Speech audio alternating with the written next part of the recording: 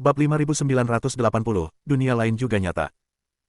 Dev dengan setengah sadar membuka matanya. Ada sosok buram di depannya. Dev menggosok matanya dengan keras, dan ketika dia melihat lagi, sosok itu masih buram, dengan lingkaran cahaya putih samar di sekitarnya. Siapakah kamu? Di mana aku?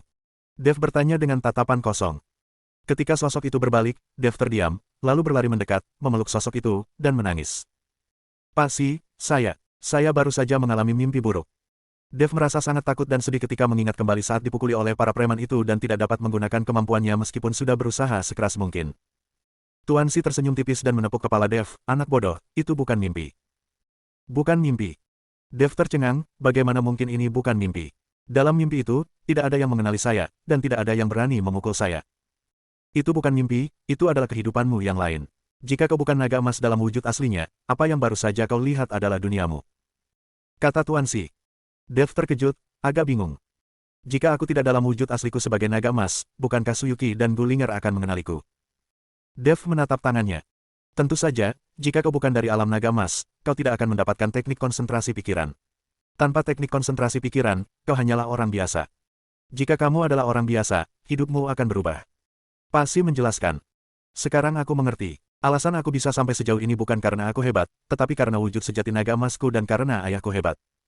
Dev akhirnya mengerti bahwa alasan dia bisa mencapai alam abadi dan memiliki begitu banyak wanita adalah karena dia memiliki ayah yang baik.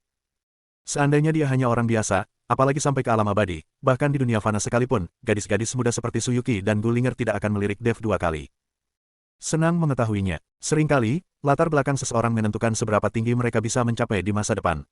Teruslah bekerja keras. Pasi dengan lembut menepuk bahu Dev. Tuan Si, dewa reinkarnasi itu. Di sana. Pasi menunjuk.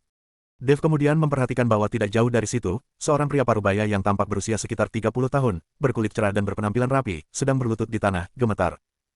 Yang paling penting, ada noda air di bawah kaki pria ini, jelas sekali dia sangat ketakutan.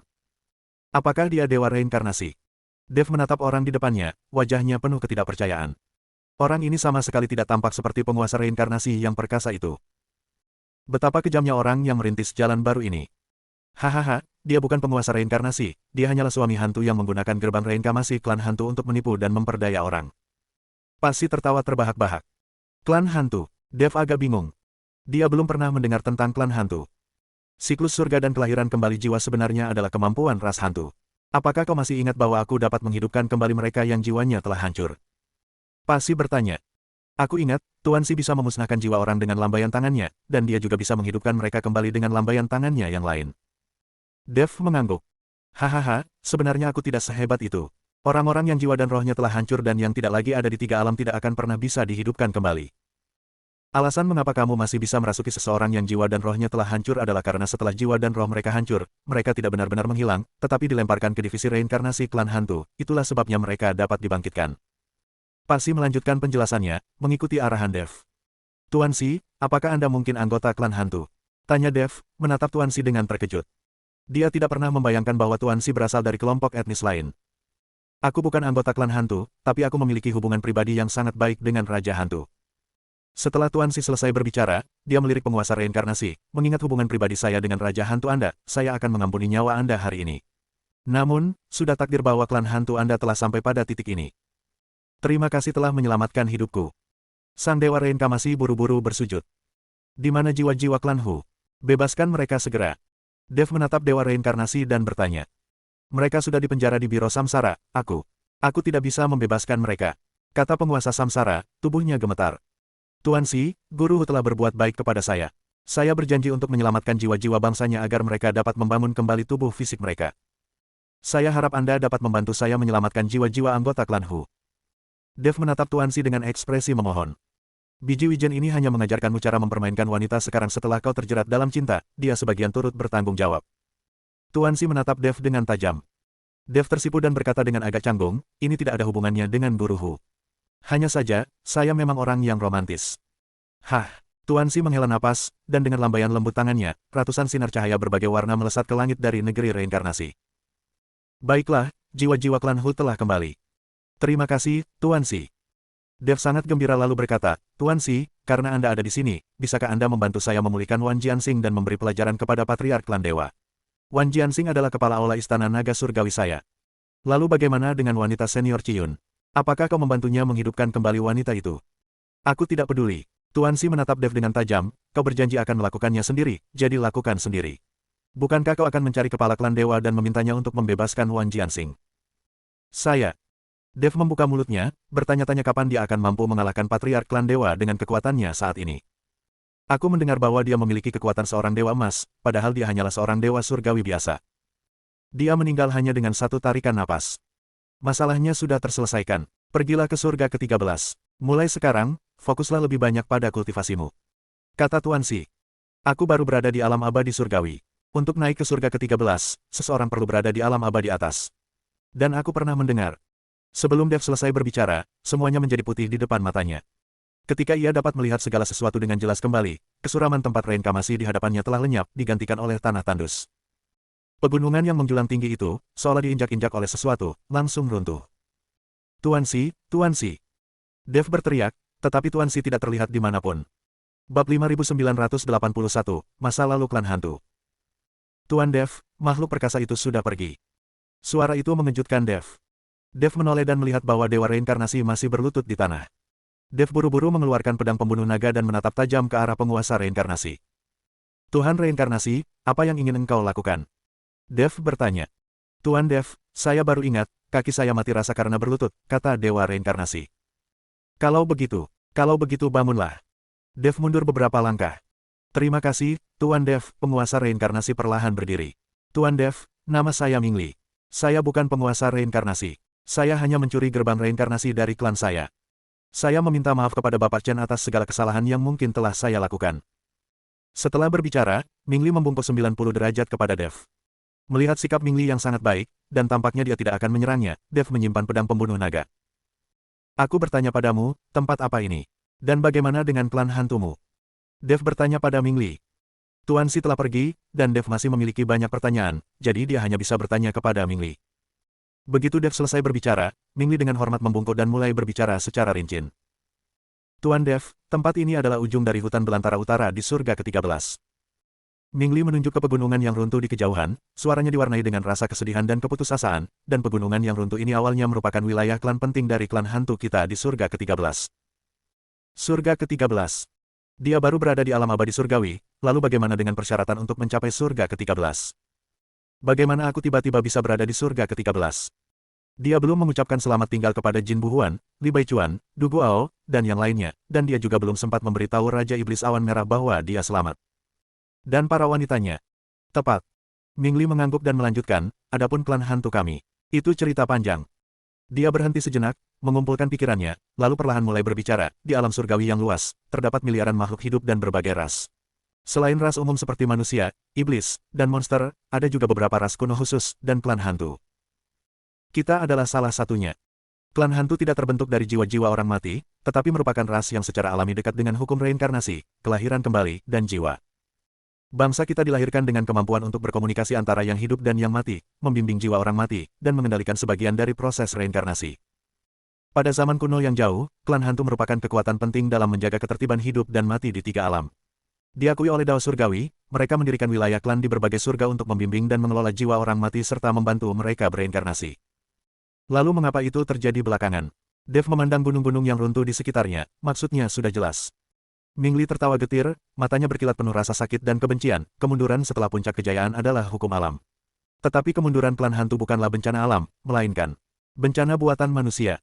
Sekitar 30.000 tahun yang lalu, Raja Hantu dari klan saya adalah seorang ahli kultivasi. Dia memahami Dao Agung Reinkarnasi dan melihat sekilas jejak misteri Dao Surgawi. Dia percaya bahwa tatanan reinkarnasi yang ada cacat dan tidak dapat benar-benar mewujudkan prinsip pembalasan karma dan sebab akibat. Banyak penjahat keji, setelah kematian, memiliki jiwa yang kuat atau dilindungi oleh metode rahasia, seringkali lolos dari hukuman, dan bahkan bereinkarnasi dengan ingatan mereka untuk terus melakukan kejahatan. Namun, orang yang baik hati dan lemah mungkin menderita dalam siklus reinkarnasi, atau bahkan roh sejati mereka dapat dimusnahkan. Raja Dunia Bawah sangat peduli pada semua makhluk hidup dan bertekad untuk menetapkan siklus reinkarnasi yang benar-benar adil. Dia mulai mencoba menciptakan jalannya sendiri, melepaskan diri dari sistem siklus surgawi yang ada dan membangun siklus hukum reinkarnasi baru yang sepenuhnya dikendalikan oleh klan hantu dan benar-benar adil. Untuk tujuan ini, dia mengumpulkan kekuatan seluruh klan untuk menempa banyak harta reinkarnasi, termasuk gerbang reinkarnasi yang kau lihat. Dev mendengarkan dengan saksama dan tak kuasa bertanya, ini adalah hal yang baik, jadi mengapa ini akan membawa bencana? Kabar baik. Ming Li menggelengkan kepalanya, matanya penuh ejekan. Tuan Dev, Anda terlalu naif.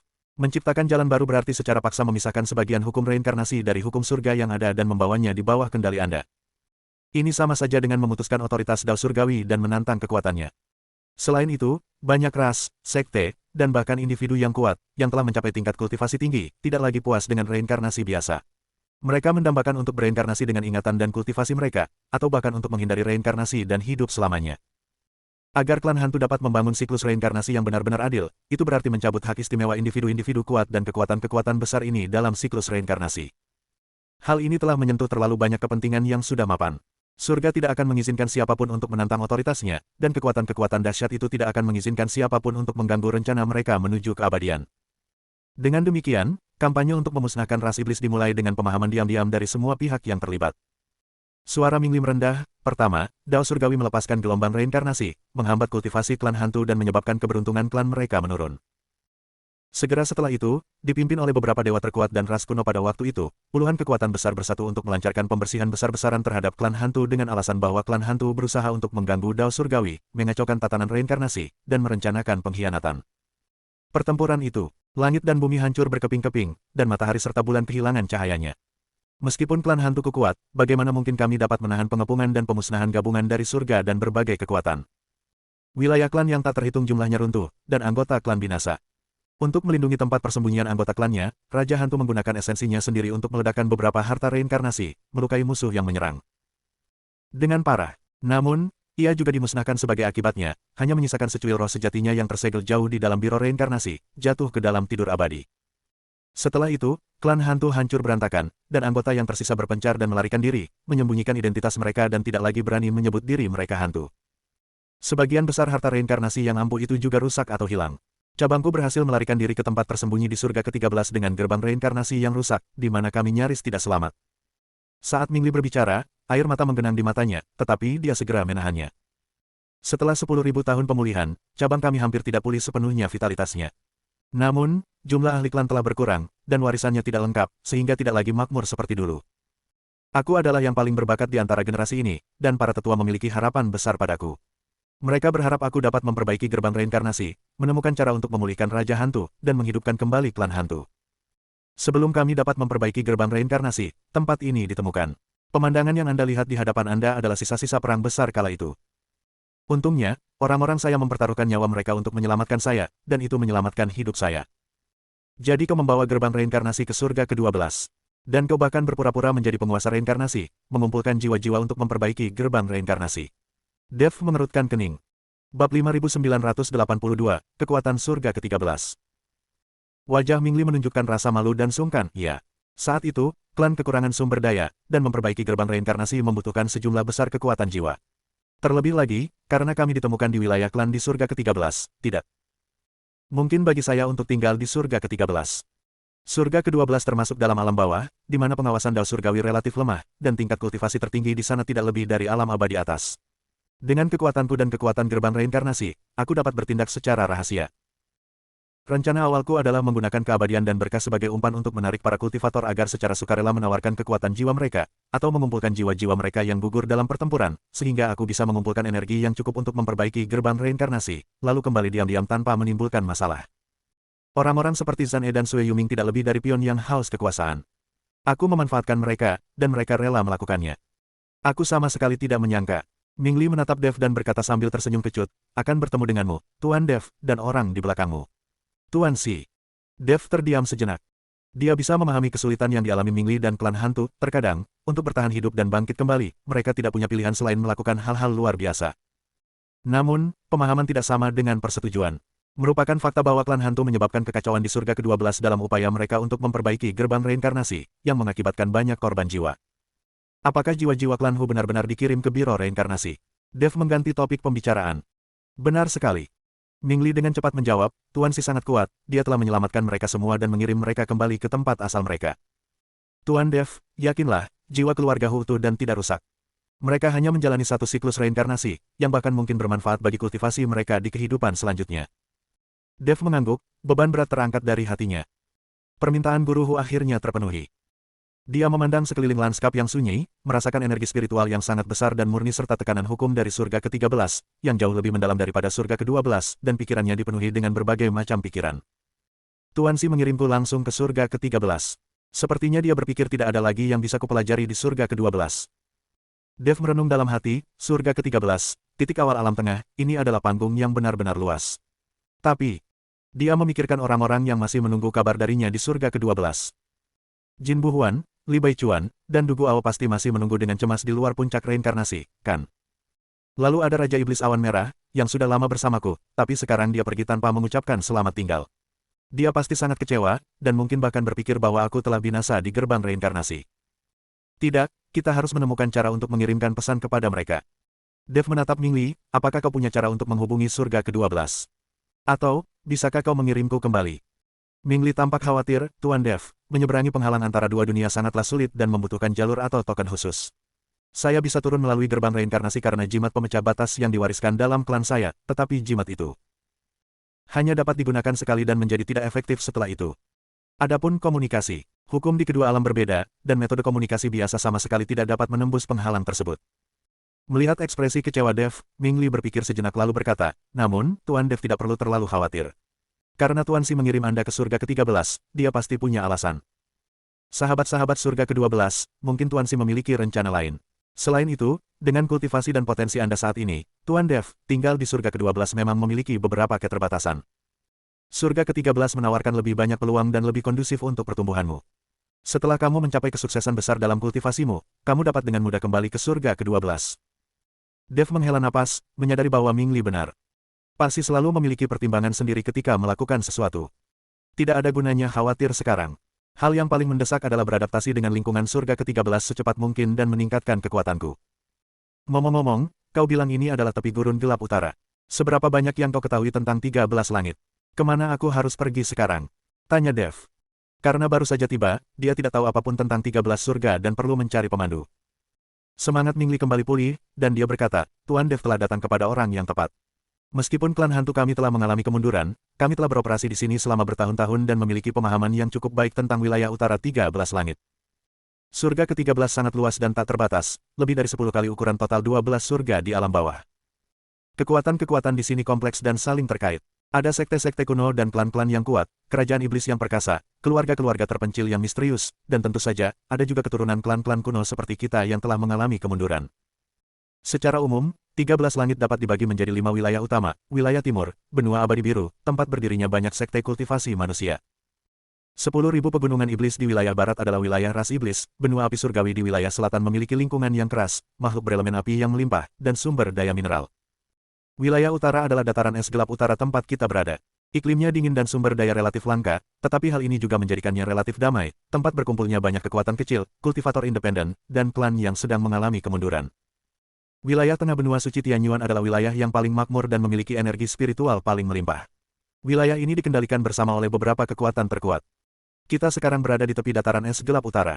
Jika kita melakukan perjalanan puluhan ribu mil lebih jauh ke selatan, kita akan melihat beberapa kota dan pasar tempat para petani berkumpul. Kekuatan paling dahsyat di dataran es utara adalah Istana Xuanbing, yang pemimpinnya konon merupakan makhluk perkasa di peringkat ke-7 alam abadi atas. Selain itu, ada beberapa sekte yang sedikit lebih lemah seperti Sekte Jiwa Beku dan Sekte Pedang Beku dan Salju. Dev mendengarkan dengan penuh perhatian dan menghafal informasi tersebut. Seorang immortal tingkat 7 itu akan menjadi ahli terkemuka di surga ke-12, namun di sini dia hanyalah kepala istana dari sekte regional. Kekuatan keseluruhan surga ke-13 memang jauh lebih unggul daripada alam yang lebih rendah. Apakah Anda punya saran? Apa yang harus saya lakukan sekarang? Dev bertanya. Pendapatnya tentang Ming Li sedikit berubah. Meskipun berada dalam keadaan yang sangat sulit, Ming Li tidak melupakan nasib klannya, jadi dia bukanlah orang jahat di lubuk hatinya. Terlebih lagi, dia mengenal tempat ini dan merupakan orang yang tepat untuk dimintai nasihat. Ming Li berpikir sejenak dan berkata, Tuan Dev masih baru di sini. Tingkat kultivasinya adalah tingkat ke-7 alam dewa surgawi. Dia dianggap sebagai seorang master di dataran es dunia bawah utara, tetapi dia tidak dianggap sebagai yang terbaik. Saya menyarankan agar Tuan Dev terlebih dahulu mencari kota yang dihuni oleh para kultivator untuk menetap, dan mempelajari adat istiadat setempat, distribusi kekuatan, dan sumber daya kultivasi. Mata uang umum di 13 surga adalah kristal Yuan, yang mengandung energi spiritual yang lebih murni daripada batu spiritual di alam bawah. Jika Tuan Dev memiliki batu spiritual atau material dari alam bawah, dia dapat menukarkannya di pasar. Selain itu, sistem kultivasi 13 surga sama dengan alam bawah, tetapi teknik dan kekuatan supranaturalnya lebih mendalam, dan kualitas pil serta harta sihirnya juga lebih tinggi. Jika Tuan Dev ingin berkembang dengan cepat, dia perlu memperoleh teknik dan sumber daya kultivasi tingkat tinggi. Dia bisa mempertimbangkan untuk bergabung dengan sekte, menjadi tetua tamu, atau menjelajahi beberapa reruntuhan kuno dan alam rahasia. Dev mengangguk, saran-saran ini sangat relevan. Dia jelas perlu menenangkan diri dan mengenal lingkungan sekitarnya terlebih dahulu. Bab 5983, Patah Hati Raja Iblis Awan Merah. Lalu bagaimana denganmu? Apa rencanamu? Tanya Dev sambil menatap Ming Li. Ekspresi Ming Li berubah muram, gerbang reinkarnasi telah hilang, dan aku tidak bisa menjelaskan ini kepada klanku. Semua anggota klanku sudah mati atau masih hidup, dan aku tidak punya tempat lain untuk pergi. Melihat penampilan Ming Li yang tampak putus asa, Dev teringat akan penderitaan klan hantu dan merasakan sedikit rasa iba. Kelompok etnis ini, yang dulunya berjaya, kini telah jatuh ke dalam keadaan seperti ini. Dev terdiam sejenak, lalu tiba-tiba berkata, jika kau tidak punya tempat tujuan, kau bisa ikut denganku. Aku masih baru di surga ke-13 dan butuh seseorang untuk membantuku membiasakan diri dengan situasi di sini. Ming Li tiba-tiba mendongak, menatap Dev dengan tak percaya, Tuan Dev Anda. Anda tidak menyalahkan saya. Satu hal dalam satu waktu. Dev berkata dengan tenang, apa yang kau lakukan di surga ke-12 memang menyebabkan kerugian. Tetapi kau hanya melakukannya demi kelangsungan hidup rasmu, bukan karena kau pada dasarnya jahat. Sekarang setelah Tuan Si mengambil gerbang reinkarnasi, kau juga telah dihukum. Selama kau tidak berbuat jahat lagi, aku, Dev, bersedia memberimu kesempatan. Mata Ming Li memerah, dan dia berlutut, kebaikan Tuan Dev yang luar biasa adalah sesuatu yang tidak akan pernah saya lupakan. Saya bersedia mengikuti Tuan Dev untuk membalas kebaikan karena tidak membunuh saya dan atas kebaikan yang telah diberikan kepada saya. Bangun duluan. Dev membantu Ming Li berdiri. Mari kita cari tempat untuk beristirahat dulu. Ya, Ming Li mengangguk. 30.000 mil di selatan sini, ada sebuah kota bernama Kota Hanyuan, yang merupakan salah satu tempat berkumpulnya kultivator terbesar di bagian selatan dataran es dunia bawah utara. Penguasa kota itu adalah kultivator buronan peringkat kelima alam abadi atas, jadi itu relatif adil. Tuan Dev, bolehkah kami pergi ke sana dulu? Ming Li menunjuk ke suatu arah sebagai upaya terakhir. Baik, Dev mengangguk. 13 surga, sebuah perjalanan baru dimulai. Dev memandang cincin penyimpanan itu, yang tidak hanya berisi sejumlah besar sumber daya yang diperoleh dari Gua Pemurnian Ki Kuno dan Sekte Yukuan, tetapi juga kitab suci pemurnian Ki Purba. Inilah modal yang dia miliki untuk memantapkan dirinya di dunia baru ini. Senior Ciyun, Ketua Sekte Jin, Ketua Lembah Li, Senior Dugu. Saya mohon maaf karena pergi tanpa mengucapkan selamat tinggal. Setelah saya mapan di alam ini dan mencapai kultivasi yang cukup, saya pasti akan kembali untuk menemui kalian. Dev melafalkan mantra dalam hati, dengan kilatan tekad di matanya. Tanpa ragu-ragu lagi, dia melompat ke udara, berubah menjadi seberkas cahaya abu-abu, dan melesat pergi. Angin dingin menusuk tulang, membuat jubahnya berkibar. Di depan terbentang dunia yang tak dikenal, lawan yang lebih kuat, dan panggung yang lebih luas. Sementara itu, di surga ke-12, di reruntuhan istana jalan jahat. Di altar di puncak samsara, bayangan ilusi gerbang samsara setinggi 100 kaki mulai berfluktuasi hebat tanpa peringatan pada siang hari ketiga setelah Dev melangkah masuk ke dalamnya. Kemudian, seperti gelembung, ia dengan cepat memudar dan menghilang, akhirnya lenyap sepenuhnya tanpa meninggalkan jejak. Gerbang reinkarnasi telah menghilang. Jin Buhuan, Raja Iblis Ciyun, dan yang lainnya yang menunggu di luar puncak tiba-tiba berdiri, ekspresi mereka berubah drastis. Mereka menunggu selama 3 hari penuh, tetapi Dev tidak keluar, dan mereka juga tidak melihat aktivitas yang tidak biasa dari gerbang reinkarnasi. Di luar dugaan, yang menanti mereka adalah lenyapnya gerbang reinkarnasi sepenuhnya. Di mana Dev? Kenapa Dev belum keluar? Tanya Li Baichuan dengan cemas. Wajah Jin Buhuan pucat pasi. Dia dengan panik mengamati altar dan ruang sekitarnya dengan indera ilahinya, tetapi dia tidak lagi dapat merasakan aura apapun yang terkait dengan Dev atau gerbang reinkarnasi. Mungkinkah sebuah pikiran mengerikan muncul di benak setiap orang? Tidak, mustahil. Raja Iblis Awan Merah meraung, mata iblisnya yang merah menyala dipenuhi rasa tak percaya, anak itu sangat tangguh. Bahkan Gua Pemurni Ki Kuno pun tidak bisa menjebaknya, bagaimana mungkin gerbang reinkarnasi bisa? Namun ia tidak bisa melanjutkan. Gerbang reinkarnasi telah lenyap secara misterius, dan Dev menghilang tanpa jejak ini jelas bukan pertanda baik. Kelompok itu menunggu beberapa hari lagi, bahkan sampai masuk ke dalam altar untuk menyelidiki, tetapi tetap tidak menemukan apapun. Pada akhirnya, mereka harus menerima kenyataan pahit bahwa Dev kemungkinan besar telah menghilang bersama gerbang reinkarnasi, nasibnya tidak diketahui. Para anggota aliansi itu diliputi kesedihan dan kemarahan. Setelah melihat secercah harapan balas dendam dan memimpin mereka untuk menghancurkan pemimpin kuil jalan jahat, dia pergi dengan cara ini. Sesama Taois Dev adalah pahlawan surga ke-12ku. Sambil menahan kesedihannya, Jin Buhuan mengumumkan kepada kerumunan, mulai hari ini, surga ke-12 memasuki era baru. Kita harus menjunjung tinggi warisan rekan Taois Dev, memulihkan ketertiban, dan melindungi alam ini. Selain itu, tingkatkan jumlah personel dan dirikan pos-pos permanen di dekat puncak reinkarnasi untuk memantau setiap anomali. Laporkan segera setiap berita tentang rekan Taois Dev. Dengan perintah yang diberikan, aliansi tersebut mulai secara sistematis mengambil alih wilayah pengaruh yang ditinggalkan oleh kuil jalan jahat dan memulihkan ketertiban di 12 langit. Kekacauan yang disebabkan oleh gerbang reinkarnasi secara bertahap mereda seiring dengan hilangnya gerbang reinkarnasi dan jatuhnya Dev. Namun, sebagian orang tidak akan pernah melupakan sosok muda yang memimpin mereka dalam serangan balik yang putus asa, membunuh raksasa alam abadi atas dengan kultivasi dewa surgawi, dan akhirnya menerobos gerbang reinkarnasi sendirian. Raja Iblis Awan Merah berjaga di luar puncak reinkarnasi selama beberapa hari lagi. Setiap hari, dia menantikan sosok yang familiar itu tiba-tiba muncul, dengan senyum puas, sambil berkata, "Senior, maaf telah membuat Anda menunggu." Namun setiap hari selalu membawa kekecewaan. Raja Iblis Awan Merah akhirnya menyerah. Dia bersujud 3 kali dengan sangat berat di hadapan altar yang kosong. "Nak, kau telah menyelamatkan hidupku. Aku akan mengingat kebaikan ini. Jangan khawatir, aku akan menjaga keluarga dan teman-temanmu. Jika kau benar-benar mati di dalam, begitu aku menghidupkan kembali kekasihku dan mencapai kultivasi yang tinggi, aku pasti akan menemukan cara untuk memutus siklus reinkarnasi ini dan mengeluarkan jasadmu." Setelah mengatakan itu, dia dengan tegas berbalik, berubah menjadi seberkas cahaya merah darah, dan terbang menuju arah surga ke-9. Dia akan menyelamatkan wanita yang telah menunggunya selama bertahun-tahun. Kemudian dia akan kembali dan menepati janjinya. Bab 5984 di penjara. Dev dan Mingli melakukan perjalanan ke selatan, melintasi puluhan ribu mil wilayah hutan belantara utara. Semakin ke selatan Anda pergi, semakin kaya dan murni energi spiritual antara langit dan bumi, jauh melampaui energi 12 langit. Dev dapat merasakan bahwa hukum-hukum surga ke-13 lebih lengkap dan ketat, membuat kultivasi 2 kali lebih efektif dengan setengah usaha, tetapi juga membutuhkan fondasi yang lebih tinggi dari kultivator. Setelah beradaptasi dengan hukum alam ini, pengoperasian teknik konsentrasi pikiran di dalam tubuhnya menjadi lebih lancar dan lebih kuat daripada ketika dia berada di surga ke-12. 3 hari kemudian, sebuah kota es dan salju yang megah muncul di Cakrawala. Tembok kota itu setinggi 100 kaki dan seluruhnya terbuat dari sejenis es berwarna biru tua. Permukaannya ditutupi dengan rune berwarna biru pucat, yang menunjukkan bahwa tembok itu dilengkapi dengan formasi pertahanan yang kuat. Di sepanjang tembok kota, berdiri para kultivator yang mengenakan baju zirah biru es, aura mereka dalam dan mengesankan, tingkat kultivasi mereka setidaknya berada di alam dewa abadi. Di atas gerbang kota, 3 karakter segel kuno, yang ditulis dengan gaya yang megah dan elegan, memancarkan aura yang mencekam, kota jurang dingin. "Tuan Dev, ini adalah kota Hanyuan."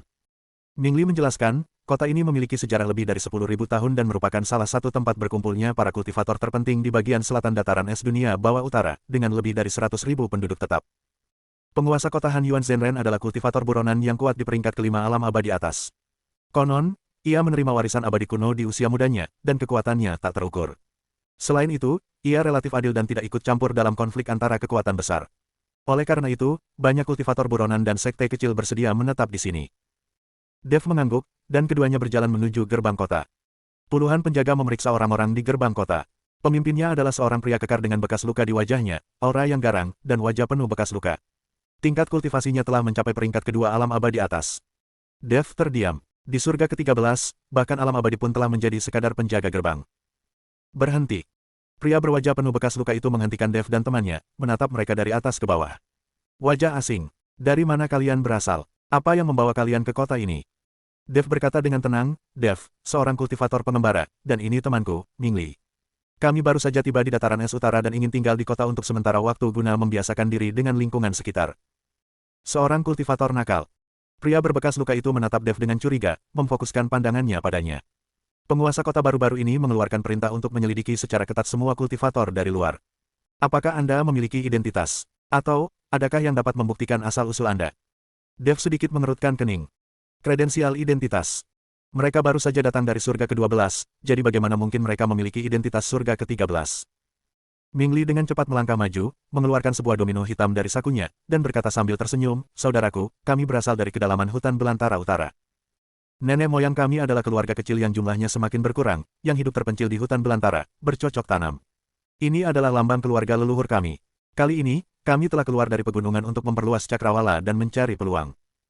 Pria yang memiliki bekas luka itu mengambil kartu domino dan memandanginya. Ekspresinya sedikit melunak, tetapi dia masih menggelengkan kepalanya. Tanpa token giot identitas yang sah, kartu-kartu ini harus disita sementara sesuai aturan. Kartu-kartu ini hanya dapat dilepaskan setelah identitasnya diverifikasi. Kota ini belakangan ini cukup tidak tenang. Salah satu artefak magis penting milik penguasa kota telah dicuri, dan diduga pelakunya adalah kultivator dari luar. Karena itu, semua orang asing sedang diselidiki secara menyeluruh. "Apa?" Dev terkejut. Artefak magis itu telah dicuri. Alasan ini terdengar agak mengada-ada. Saudaraku, tolong buatkan pengecualian. Mingli diam-diam menyelipkan sebuah kantung kecil berisi kristal Yuan kepadanya, sambil berkata, kita adalah kultivator yang benar-benar berbudi luhur, tanpa niat jahat sama sekali. Pria yang memiliki bekas luka itu menimbang tas di tangannya, kilatan keserakahan terlihat di matanya, tetapi dia segera tampak gelisah, bukannya aku bersikap tidak masuk akal, tetapi penguasa kota telah memberikan perintah yang tegas kali ini. Tahan semua kultivator dari luar yang identitasnya tidak jelas. Siapapun yang berani membiarkan mereka lewat akan dibunuh tanpa terkecuali. Aku hanya mengikuti perintah, jadi jangan mempersulitku. Dia melambaikan tangannya, seseorang, bawa mereka ke pusat penahanan sementara. Kita akan membicarakannya setelah kita melakukan penyelidikan. Seketika itu juga, 4 penjaga peringkat pertama dari alam abadi atas melangkah maju, membawa rantai besi dingin yang dibuat khusus. Tatapan mata Dev menjadi dingin, dan kekuatan kacau di dalam tubuhnya sedikit berfluktuasi. Dengan kekuatan yang dimilikinya saat ini, para penjaga ini bukanlah tandingan baginya, dan tidak akan sulit baginya untuk menerobos. Namun sebagai pendatang baru, dia tidak ingin langsung menimbulkan masalah dan menjadi musuh penguasa kota. Tuan Dev, mohon tenang. Mingli menyampaikan suaranya, mari kita pergi bersama mereka dulu dan lihat bagaimana kelanjutannya. Tuan Han Yuan memiliki reputasi yang baik, jadi dia seharusnya tidak mempersulit kita tanpa alasan. Setelah identitas kita diverifikasi, dia pasti akan membiarkan kita keluar. Dev menarik napas dalam-dalam, menekan keinginan untuk bertindak, dan membiarkan penjaga memasangkan rantai besi dingin di pergelangan tangannya. Sebuah kekuatan penyegel yang mengerikan terpancar dari rantai-rantai itu, berusaha menyegel kekuatan sihirnya, tetapi aliran energi kacau yang lemah dengan mudah melarutkan kekuatan penyegel ini. Dev berpura-pura di penjara dan tidak melawan. Hal yang sama berlaku untuk Mingli. Dia memiliki banyak teknik rahasia klan hantu, dan rantai tingkat ini sama sekali tidak dapat menahannya. Keduanya dikawal melewati jalanan yang ramai. Kota Hanyuan cukup ramai, dengan toko-toko berjejer di kedua sisi jalan. Beberapa menjual pil, senjata sihir, dan teknik kultivasi, sementara yang lain adalah restoran, penginapan, dan bahkan rumah lelang. Aura para kultivator yang lewat bervariasi kekuatannya, tetapi umumnya sedikit lebih kuat daripada aura kultivator tingkat 12 surga. Para dewa tinggi ada di mana-mana, tetapi tidak satu pun dewa surgawi yang terlihat. Dev juga menyembunyikan auranya, mencegah orang lain menemukan alam dewa abadi miliknya. Sepertinya surga ke-13 memang alam menengah, dan kekuatan keseluruhannya jauh melampaui alam bawah, pikir Dev dalam hati. Tak lama kemudian, mereka dibawa ke sebuah bangunan yang dijaga ketat di bagian barat kota. Bangunan itu terbuat dari es tebal berwarna gelap, dijaga ketat di pintu masuknya, dan terdapat 3 huruf besar bertuliskan, Divisi Inspeksi pada plakatnya. Setelah memasuki departemen inspeksi dan melewati beberapa koridor yang remang-remang, keduanya didorong masuk ke dalam sel yang sangat besar. Sel itu sudah menampung puluhan kultivator, pria dan wanita, muda dan tua, dengan tingkat kultivasi mulai dari peringkat pertama dan kedua alam abadi atas, dan bahkan beberapa di peringkat ketiga. Semua kultivator itu tampak ketakutan, marah, atau menyimpan dendam. Dinding sel itu ditutupi dengan rune penyegel, dan suasana mencekik memenuhi udara. Bab 5985, meluruskan Fa di tempatnya. 2 orang lagi yang kurang beruntung telah tiba. Hufet, kapan ini akan berakhir? Apakah Guru Hanyuan benar-benar bertekad untuk membasmi semua kultivator dari luar kali ini? Para tahanan berbisik-bisik di antara mereka sendiri, tatapan mereka ke arah Dev dan Mingli bercampur antara rasa iba dan acuh tak acuh. Dev menemukan sudut untuk duduk, memejamkan mata untuk beristirahat, dan diam-diam mengamati situasi di dalam sel. Mingli kemudian mendekati beberapa tahanan yang tampak cukup ramah dan berbisik menanyakan tentang situasi tersebut. Saudara-saudara Taois, apa sebenarnya yang terjadi? Kita ditangkap begitu memasuki kota, dan mereka mengatakan penguasa kota kehilangan senjata sihir. Tanya Mingli. Seorang kultivator tua berwajah keriput berkata sambil tersenyum pahit, yang disebut hilangnya harta sihir hanyalah dalih. Tujuan sebenarnya adalah untuk membasmi semua kultivator dari wilayah timur, atau siapapun yang mungkin memiliki hubungan dengan wilayah timur. Wilayah timur, benua abadi Azure Nether. Dev membuka matanya. Tepat. Kultivator tua itu merendahkan suaranya dan berkata, Guru Hanyuan menerima laporan rahasia bahwa sekte-sekte manusia utama di benua abadi Qingming telah sering bergerak akhir-akhir ini, tampaknya diam-diam mengumpulkan kekuatan untuk memperluas wilayah mereka ke dataran es utara. Mereka mungkin sudah mengirim banyak mata-mata untuk menyusup ke kota Hanyuan guna mengumpulkan informasi intelijen, dan bahkan bersiap untuk mengordinasikan serangan dari dalam dan luar. Oleh karena itu, penguasa kota lebih memilih membunuh orang yang tidak bersalah daripada membiarkan orang yang bersalah bebas, dan menangkap semua kultivator yang baru saja memasuki kota dan yang identitasnya tidak diketahui. Terutama kami yang mengungsi dari wilayah timur. Aduh, musibah yang tidak pantas kami terima. Melarikan diri. Dev dengan cerdik memahami ungkapan ini, benua abadi Qingming adalah tempat suci bagi kultivasi manusia, mengapa mereka harus melarikan diri? Kultivator tua itu melihat sekeliling dan merendahkan suaranya lebih jauh lagi, Saudara Taois, mungkin Anda tidak tahu ini, tetapi benua abadi Azure Nether tidak lagi diperintah oleh ras manusia. Sekitar beberapa ratus tahun yang lalu, sekelompok orang yang menyebut diri mereka kultivator ilahi menguasai benua abadi Azure Nether. Mereka kuat, berdarah bangsawan, dan memiliki pendapat yang tinggi tentang diri mereka sendiri, memandang rendah kita manusia. Protos. Mata Dev menyipit. Protos lagi. Wan Jianxing dipenjarakan oleh Patriark Klan Dewa. Benar sekali, para dewa. Rasa takut dan kebencian terpancar di mata kultivator tua itu. Mereka menggunakan cara yang tidak diketahui untuk mengendalikan anggota berpangkat tinggi dari beberapa sekte teratas di benua abadi Azureneter. Sekarang, seluruh benua abadi Azureneter secara nominal diperintah oleh sekte manusia, tetapi pada kenyataannya, semuanya dikendalikan oleh para dewa. Mereka menindas para kultivator manusia dan menjarah sumber daya. Setiap perlawanan akan dibalas dengan penindasan berdarah. Banyak murid sekte dan kultivator independen tidak tahan dan melarikan diri. Kami manusia tak sanggup menanggung penindasan para dewa, dan kami nyaris lolos ke dataran es utara yang relatif damai, berharap bisa menetap di sini. Tapi kami tak pernah menyangka akan jatuh ke sarang harimau setelah lolos dari sarang serigala. Kata kultivator tua itu, matanya memerah. Seorang kultivator muda di dekatnya dengan bersemangat menyela, bajingan-bajingan dari ras dewa itu sama sekali tidak memperlakukan kita seperti manusia. Mereka bilang kita adalah ras rendahan, hanya pantas menjadi pelayan mereka. Tuanku dijadikan boneka oleh mereka karena dia menolak untuk tunduk. Aku harus membalas dendam. Pelankan suaramu. Biksu tua itu segera menutup mulutnya, dinding punya telinga. Jika para penjaga mendengar kita, kita akan mati. Dev mendengarkan dalam diam, hatinya dipenuhi gejolak. Para dewa memang sombong dan mendominasi. Apakah tidak ada yang bertanggung jawab? Bagaimana dengan kekuatan-kekuatan besar di benua suci Tianyuan di wilayah tengah? Tanya Ming Li. Mengelola. Siapa yang bertanggung jawab? Kultivator tua itu tersenyum kecut, ras dewa memiliki asal-usul yang misterius dan kekuatan yang besar. Konon mereka juga memiliki pendukung yang kuat di wilayah tengah.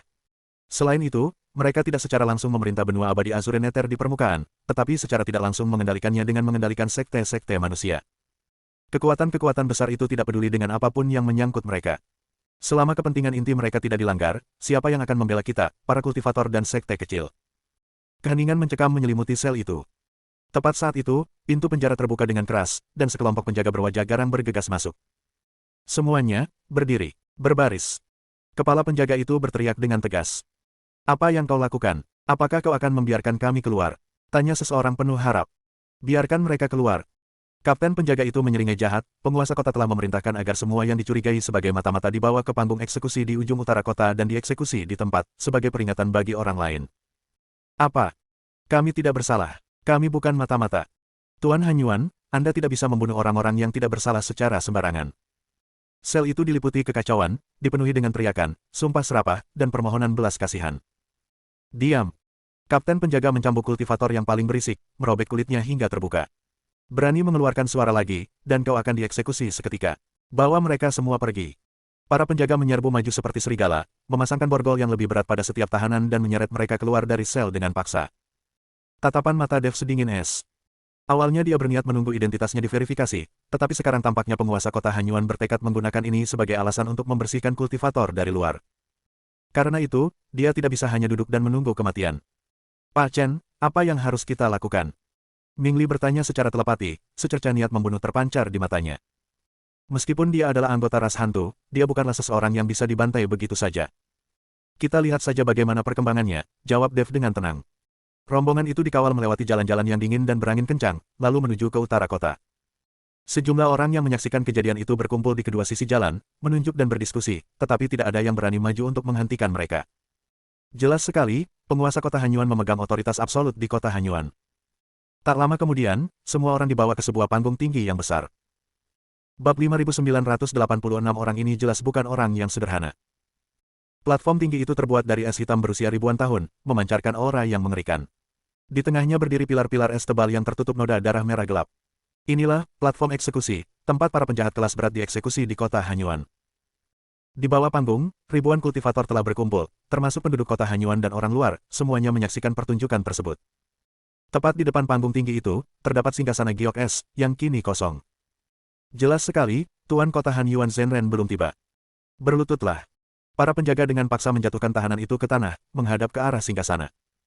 Penguasa kota telah tiba, sebuah teriakan keras terdengar. Di kejauhan, seberkas cahaya biru es menembus udara dan mendarat di depan singgasana. Saat cahaya memudar, seorang pendeta Taois parubaya muncul, mengenakan jubah Taois berwarna biru es, dengan wajah kurus dan sikap tegas. Matanya berbinar tajam saat ia membuka dan menutup, dan auranya tak terduga. Dia tak lain adalah Hanyuan Zhenren, penguasa kota Hanyuan, seorang dewa agung tingkat 5. Dengan kedatangannya, suhu di sekitar tempat eksekusi turun tajam, dan tekanan tak terlihat menyelimuti seluruh area, seketika membungkam kerumunan yang ribut. Tuan Hanyuan dengan dingin mengamati puluhan tahanan di atas panggung, seolah-olah sedang melihat sekelompok semut. Tuan Kota, kami tidak bersalah. Kami bukan mata-mata dari benua abadi Qingming. Kami terpaksa melarikan diri ke sini karena penindasan para dewa. Kultivator muda itu tak dapat menahan diri lagi dan berteriak dengan suara serak dan melengking. Kelancaran, kau berani membantah bahkan saat kau akan mati. Kapten penjaga melangkah maju, siap menyerang. Tunggu, kata guru Hanyuan dengan tenang. Kapten penjaga itu segera berhenti dan membungkuk sambil melangkah mundur. Guru Hanyuan menatap kultivator muda itu, suaranya dingin, penindasan oleh para dewa. Melarikan diri, bagaimana aku bisa tahu ini bukan hanya alasan yang kau buat-buat untuk menyusup ke kota Hanyuan? Jika benua abadi Azure Nether benar-benar dikendalikan oleh ras dewa, mengapa tidak ada kabar tentangnya yang muncul dari wilayah timur? Karena para dewa begitu perkasa, mereka telah menyegel berita itu. Siapapun yang berani membocorkannya telah dibungkam. Kultivator muda itu berseru dengan penuh semangat, jika Raja Kota tidak mempercayai kami, Anda dapat mengirim seseorang ke benua abadi Qingming untuk menyelidiki. Kami bersedia bersumpah demi hati dao kami bahwa jika kami mengucapkan kebohongan sekecil apapun, semoga kami dihantam oleh langit dan bumi dan tidak pernah bereinkarnasi. Para tahanan lainnya juga mengucapkan sumpah dan janji, suara mereka dipenuhi air mata. Guru Hanyuan sedikit mengerutkan kening, tampak ragu-ragu. Dia bukanlah orang yang haus darah, pembersihan ini disebabkan oleh tekanan yang sangat besar. Jika benua abadi Qingming benar-benar bersiap untuk menyerang utara, kota Hanyuan akan menjadi yang pertama terkena dampaknya, dan dia harus memastikan bahwa tidak ada pengkhianat di dalam kota tersebut. Tapi bagaimana jika orang-orang ini benar-benar tidak bersalah? Saat itu, Dev angkat bicara. Suaranya tidak keras, tetapi terdengar jelas di seluruh tempat acara, memiliki ketenangan dan kekuatan yang aneh. Tuan Hanyuan, apa yang mereka katakan itu benar. Suara mendesing. Semua mata langsung tertuju pada Dev. Tatapan guru Hanyuan bagaikan kilat saat ia menatap Dev, lalu siapakah kau? Bagaimana kau bisa begitu yakin? Dev perlahan berdiri. Belenggu besi dingin di pergelangan tangannya telah hancur perlahan oleh kekuatan kekacauan, dan kini hanya bertumpu di tangannya. Pergerakan tiba-tiba ini langsung membuat para penjaga di sekitarnya menjadi waspada. Kelancaran, berlututlah. Kapten penjaga berteriak dan menamparkan bahu Dev, mencoba mendorongnya jatuh lagi. Dev bahkan tidak memandanginya, tetapi dengan santai mengangkat tangan kirinya dan mengetuk ringan dengan jari telunjuknya. Engah. Pukulan telapak tangan kapten penjaga, yang cukup kuat untuk membelah gunung dan menghancurkan bebatuan, tiba-tiba berhenti 3 inci dari bahu Dev. Ia terpaku di tempatnya seolah terkena sihir, wajahnya berkerut dengan ekspresi ganas, matanya dipenuhi teror. Ia menyadari bahwa ia tidak bisa bergerak sama sekali, dan bahkan kekuatan sihir di dalam tubuhnya pun telah membeku. Mata guru Hanyuan menyipit, memperlihatkan ekspresi serius untuk pertama kalinya. Dia bisa melihat bahwa serangan jari Dev mengandung kekuatan yang sangat misterius dan canggih, yang seketika menyegel seluruh kultivasi dewa tingkat 2.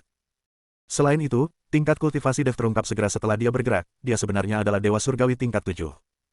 Namaku Dev, dan aku berasal dari surga ke-12 di alam bawah. Dev menatap Hanyuan Zenren dengan tenang, adapun alasan mengapa aku begitu yakin.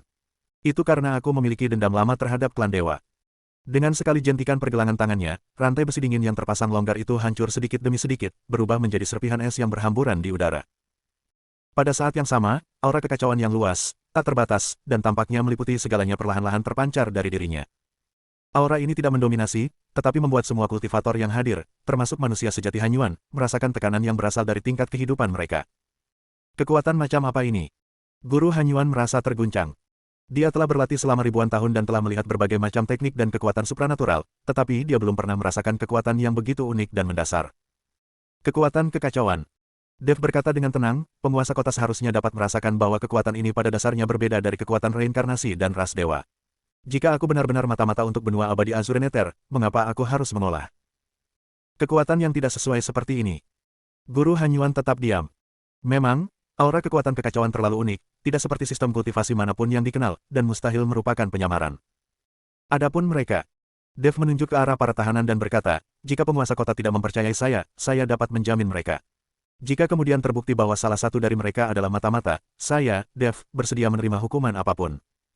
Kau akan menjaminku. Kualifikasi apa yang kau miliki, seorang dewa abadi biasa, untuk menjaminku? Guru Hanyuan menyipitkan matanya. Hanya karena aku bisa datang ke surga ke-13 dari alam bawah. Nada suara Dev tetap tenang, bukankah penguasa kota penasaran bagaimana aku menembus penghalang antara dua alam dan tiba di sini dengan kultivasi dewa surgawi? Kata-kata ini akhirnya menyentuh hati guru Hanyuan. Pembatas antara dua alam, selaput hukum. Ini adalah aturan yang mutlak dan tidak bisa diubah.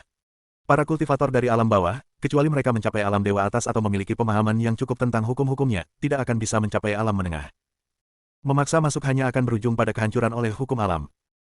Hanya ada dua kemungkinan bagi Dev untuk mencapai surga ke-13 hanya dengan peringkat ke-7 alam dewa abadi. Yaomi dia memiliki sosok yang sangat kuat di belakangnya untuk membantunya, atau dia begitu istimewa sehingga hukum alam akan memberinya perlakuan khusus. Bagaimanapun juga, ini berarti orang ini jelas bukan orang yang sederhana. Bab 5987, Aku berjanji padamu. Ekspresi Guru Hanyuan berubah, dan akhirnya, dia menarik napas dalam-dalam dan melambaikan tangannya, lepaskan mereka. Penguasa kota, para penjaga lainnya tercengang. Saya bilang, biarkan mereka pergi. Guru Hanyuan mengulangi, suaranya mengandung otoritas yang tak terbantahkan. Para penjaga tidak berani membangkang dan dengan cepat melepaskan belenggu dari semua tahanan. Para tahanan, yang telah lolos dari kematian, semuanya memandang Dev dengan rasa terima kasih, dan beberapa bahkan berlutut untuk berterima kasih kepadanya. Kau, ikutlah denganku. Guru Hanyuan berkata kepada Dev, lalu melirik Mingli, dan juga temanmu. Setelah mengatakan itu, dia berubah menjadi seberkas cahaya biru es dan terbang menuju istana penguasa kota. Dev mengangguk kepada Mingli, dan keduanya terbang ke udara mengikuti dari dekat. Meninggalkan para penyintas di panggung eksekusi, dan para penonton yang tertegun di bawahnya. Siapa orang itu tadi? Seorang kultivator alam abadi tingkat 7 ternyata bisa mengubah pikiran Hanyuan Zenren. Auranya menakutkan.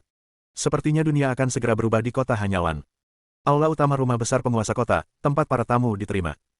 Tuan Hanyuan memecat para pengikutnya, hanya menyisakan Dev dan Mingli. Ia sendiri menuangkan secangkir teh spiritual untuk Dev, sikapnya benar-benar berbeda dari sebelumnya. Saudara Taois Chen, mohon maafkan kekasaran saya tadi. Akhir-akhir ini saya berada di bawah tekanan yang sangat besar dan harus berhati-hati. Dev mengambil cangkir teh dan berkata dengan tenang, Anda terlalu baik, Tuan Kota. Saya mengerti kekhawatiran Anda. Guru Hanyuan duduk, pandangannya tertuju pada Dev, Saudara Taois Chen, mari kita langsung saja. Bagaimana tepatnya Anda sampai di surga ke-13? Warisan macam apa yang dimiliki kekuatan kekacauan di dalam diri Anda? Dan, Anda menyebutkan memiliki dendam lama terhadap ras ilahi, bisakah Anda menjelaskannya lebih lanjut? Dev menyesap tehnya, berpikir sejenak, dan memutuskan untuk mengungkapkan sebagian kebenaran. Perubahan sikap Hanyuan Zenren dengan jelas menunjukkan niatnya untuk berteman dengan mereka, dan dia juga tampaknya tidak memiliki niat baik terhadap para dewa. Aku berasal dari surga ke-12 di alam bawah. Aku bisa datang ke alam ini dengan bantuan seorang senior. Dev mengaburkan keberadaan Tuan Si, dengan mengatakan, adapun kekuatan kekacauan, itu adalah sesuatu yang saya peroleh secara kebetulan. Adapun para dewa, aku pernah berkonflik dengan mereka saat berada di alam bawah. Seorang temanku, bernama Wan Jianxing, dipenjara oleh Patriark Klan Dewa. Tujuan datang ke surga ke-13 kali ini bukan hanya untuk mendapatkan pengalaman, tetapi juga untuk menimbulkan masalah bagi para dewa. Wan Jianxing, belum pernah mendengar namanya. Master Hanyuan menggelengkan kepalanya. Namun, Klan Dewa memang arogan dan mendominasi. Tidak hanya di benua abadi Qingming, tetapi juga di seluruh 13 surga, dan bahkan surga yang lebih tinggi, mereka memiliki reputasi buruk. Mereka menganggap diri mereka memiliki garis keturunan bangsawan, menganggap ras lain sebagai pelayan, bertindak sewenang-wenang, dan telah membuat banyak musuh. Dia tiba-tiba mengganti topik pembicaraan, Saudara Taois Chen, apakah Anda benar-benar tulus ketika Anda menjamin para kultivator dari wilayah timur itu? Alam. Dev mengangguk. Aku percaya apa yang mereka katakan. Terlebih lagi, aku sangat membenci perilaku para dewa. Secerca rasa terima kasih terpancar di mata Hanyuan Zenren, bagus. Rekan Taois Chen adalah orang yang jujur dan berprinsip. Karena itu, aku akan mempercayaimu kali ini. Aku akan menjaga baik-baik para kultivator dari wilayah timur dan tidak akan mempersulit mereka lagi. Terima kasih, Tuan Kota. Dev menangkupkan kedua tangannya sebagai tanda terima kasih. Tetapi, ekspresi Master Hanyuan berubah serius. Situasi di benua abadi Qingming mungkin bahkan lebih parah daripada yang mereka katakan. Saya telah menerima beberapa informasi rahasia bahwa ras ilahi tampaknya sedang merencanakan sesuatu yang besar di benua abadi Qingming, yang bukan hanya tentang memperluas wilayah mereka. Mereka kemungkinan besar berencana menggunakan benua abadi Azure Nether sebagai batu loncatan untuk secara bertahap mengikis seluruh 13 surga. Dev mengerutkan kening, jika memang demikian, kita harus menghentikan mereka. Ini sulit. Master Hanyuan menghela napas, ras ilahi itu kuat dan memiliki fondasi yang dalam. Kota Hanyuan saya sendiri, atau bahkan seluruh dataran es dunia bawah utara, kemungkinan besar tidak akan mampu melawan mereka. Kecuali, kita dapat bersatu dengan wilayah-wilayah besar lainnya untuk melawan mereka bersama-sama. Dia menatap Dev, secerca harapan terpancar di matanya, Saudara Taois Chen, meskipun kau hanya berada di alam dewa abadi, kekuatanmu luar biasa, potensimu tak terbatas, dan kau juga memiliki dendam lama terhadap ras dewa. Apakah Anda tertarik untuk melakukan perjalanan ke benua abadi Azure Nether untuk secara diam-diam menyelidiki kekuatan dan tujuan sebenarnya dari ras ilahi?